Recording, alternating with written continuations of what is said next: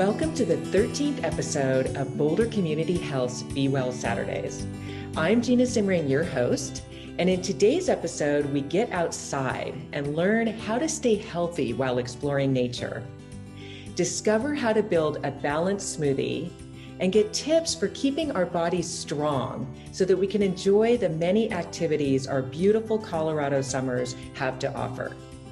And be sure to stay with us until the end for the opportunity to win a Locals Box, which is a treasure trove of goodies, compliments of the Downtown Boulder Partnership. So let's get started.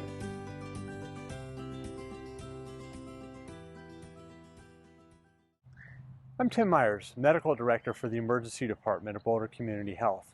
I'm joined by Cris, one of the PAs in our department and a volunteer with the local search and rescue team. In this video, we're going to talk about self-care and the outdoors. Before you go out, even for a short hike, take a few minutes to study the map, whether a hard copy or online version. Get to know the names of the trails and landmarks that will be around you. If you're going out by yourself, let somebody know where you're going and when you'll be back. As much as we rely on cell phone coverage, there are many areas, even a short distance from the city of Boulder, where there is no cell phone reception. You'll want to make sure you carry extra food and water, a headlamp, and a first aid kit so that you can take care of yourself. People often ask me, what do you carry in the field, or what's the best first aid kit for my adventure? The reality is the best first aid kit is the one you have with you. Regardless of how extensive your first aid kit is, it's of limited value if it's sitting in your car at the trailhead. So here's what I carry. There are a variety of commercially available first aid products on the market today, and for each individual, I recommend trying to find that balance between weight and bulk and what you'll actually carry on a day-to-day basis or for your day hikes.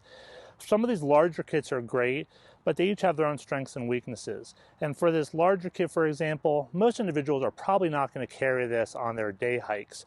So what I carry is a small kit that I've made out of supplies you can get at a pharmacy or a local outdoor store. And these supplies include a Mylar blanket to keep warm, some basic wound care, some bandages, some gauze, some ACE bandages as well. And these will fit into a small Ziploc type of bag and are relatively inexpensive to make on your own. In addition to the first aid kit that I carry, I also carry a commercially available splint. And these are available at a variety of retailers, including your favorite outdoor store. And one of the common things we will see with the local search and rescue team is ankle injuries, particularly common in this area. So if you're hiking and your partner or you even injures an ankle, you can make a splint very quickly and make a very comfortable splint as well, and I'll demonstrate that now. The benefit of this type of splint is that you are able to take x-rays through it, so when they get to the emergency department at BCH, you can keep it on while x-rays are being performed. And it simply wraps very easily around the individual, and she could then walk on this until she can get to definitive medical care. One of the environmental hazards to watch out for in Colorado when hiking is snakes. The main snake we're concerned about are rattlesnakes. If you see or hear a rattlesnake, give yourself ample space to move around it. If you are bitten, there is no reliable way to know whether you've been envenomated or not. There are a variety of products and myths surrounding snake bites, such as sucking out or cutting out the venom. These are not reliable methods for dealing with snake bites and often cause more damage. Your best piece of first aid for a snake bite is a cell phone. If you're bitten, call 911. If you don't have access to a cell phone or in an area where you don't have coverage, your best bet is to move to the trailhead as quickly as possible and call 911 when you have cell phone reception. Here at Boulder Community Health, we have an outstanding staff of nursing and medical professionals ready to assist you 24 hours a day in our state-of-the-art emergency department. Stay safe out there.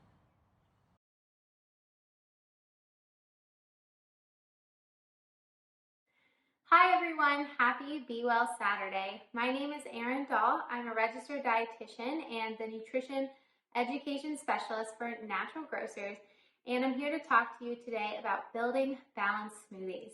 So we've all been told that adding smoothies to our diet is a great way to boost nutrition, but sometimes, despite our best efforts in making them, it can go wrong.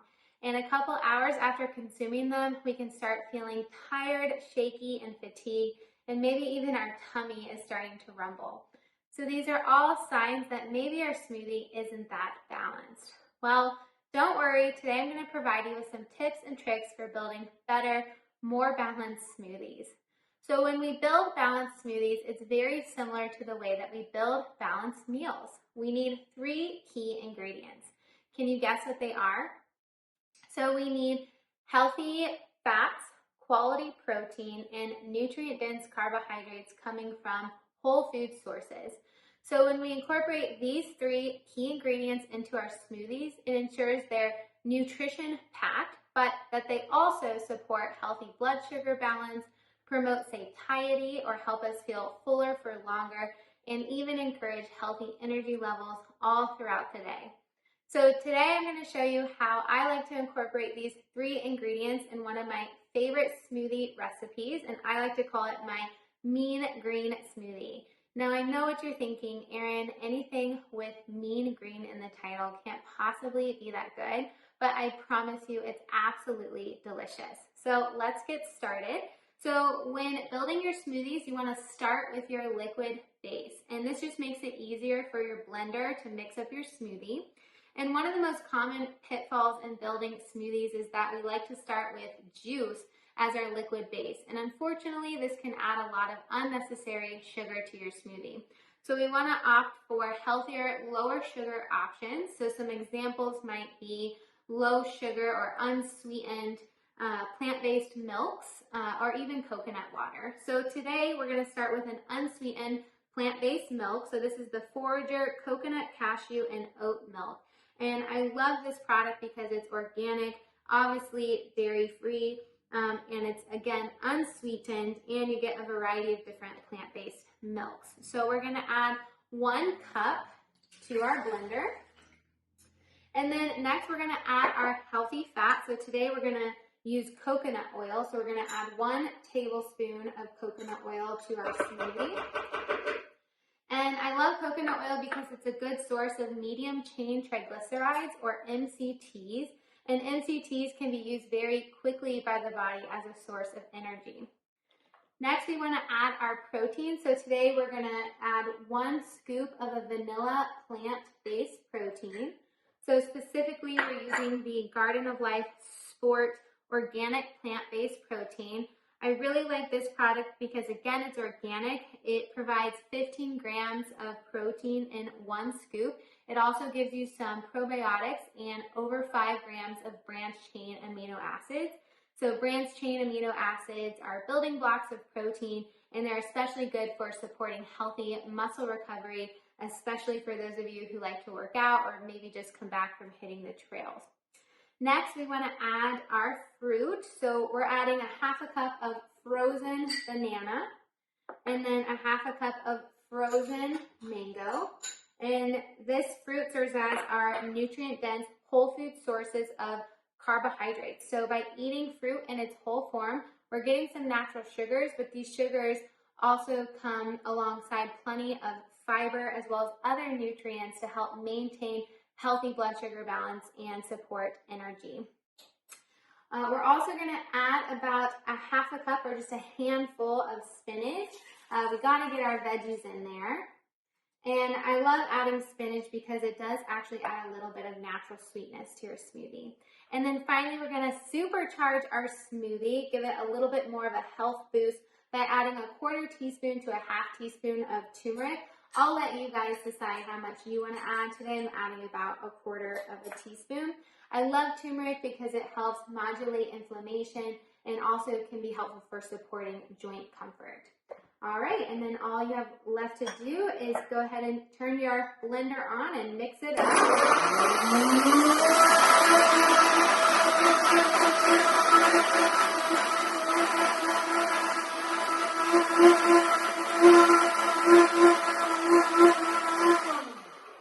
I usually like to give it 1 more blend just to make sure everything's mixed together.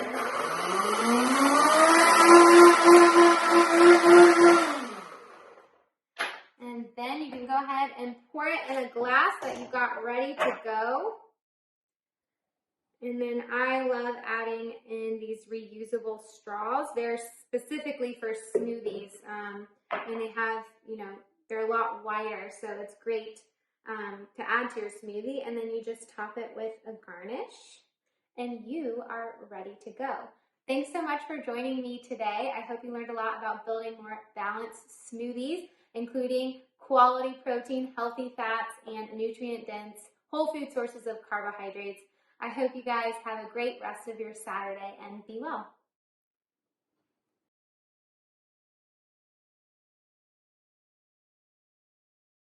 Hi, my name is Brenna Backe, and I'm a personal trainer and owner of CoaFit in Boulder.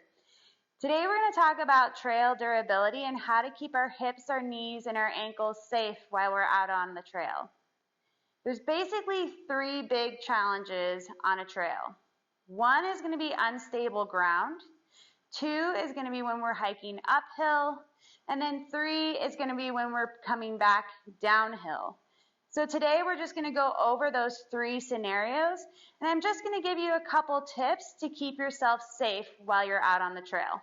So let's start with an unstable surface. So rocks, ice, roots, cattle guards, all of these kind of create big challenges to our balance while we're out on the trail. So the best thing that we can do to prepare ourselves for our next hike is to improve our balance, especially our balance on one leg. So the easiest thing for you to do right now is try to accumulate 1 minute of balance while standing on one leg. If that's pretty easy for you, then stand on that one leg, and with the free leg, start to move it around to challenge that stability of that standing leg. Just this easy exercise helps strengthen you up through the hip, it helps strengthen your ankles, and gives you support through your foot. When we're talking about the uphill during our hikes, a lot of us tend to use just our quads as we go uphill, burning out kind of the front of our legs. Really, when we're going uphill, what we're trying to use is what's called the posterior chain. That chain includes our arch, our calf, our hamstrings, and our glutes. But those things don't work unless you have a strong core to support the pelvis. So as you're pressing yourself uphill, a lot of us, what happens is our heel will drop down onto the ground, and that kind of disengages that whole posterior chain. So as you go uphill, the easiest thing for you to do is stay a little bit on the ball of the foot so that your arch and your calf are active. The next thing is keep your tummy tight so that as you use the hamstring and the glute or your butt to press yourself up, you have something stable here so that you don't go into your low back as you climb up. So again, stay on the ball of the foot, engage with the belly, and try to use the back side of your leg as you're going uphill. Our third scenario is downhill. So when we're going downhill, this is when most injuries on the trail tend to happen. And one of those things is because we're kind of being pushed down the hill with gravity. So the first thing is you want to try and stay in control. So going back to our balance for our unstable surfaces, that will also help us out on our way down the hill. The second thing is you want to make sure your knee doesn't collapse in. So as you're walking downhill, just kind of notice if you feel like your knees are kind of knocking in towards each other. What that is a collapse of your hip and a collapse of your foot, which is kind of pushing that knee inside. And that's where a lot of common injuries come from. So as you're going downhill, you want to try and lean back and again, turn on that tummy and then slow and control, take yourself down the hill without letting everything collapse towards the inside. So these 3 scenarios, unstable surface, uphill, and downhill, all have common things that we need to have strong. 1 is going to be our core, 2 is going to be our glutes, and 3 is going to be our balance. So working on those things alone can help prevent any injury that we might have out on the trail. For exercises and stretches that will keep your hips, knees, and ankles safe out on the trail this summer, go to www.coafitusa.com. Thank you for tuning into today's episode. We hope you will make time to get outside this summer and enjoy nature. It can truly be one of the best forms of medicine. And now for the opportunity to win a Locals Box, compliments of the Downtown Boulder Partnership. Be the first person to send me the answer to this question, and you're the winner. So here goes. What are the 3 main ingredients that create a balanced smoothie? Send me your answers, and until next time, everyone, stay healthy, be well, and get outside.